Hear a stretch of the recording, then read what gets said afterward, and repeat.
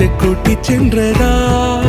சின்ன தூரில் தூரிடவே மீண்டும் இந்த வேப்ப மரம் வெட்டப்பட்டதா?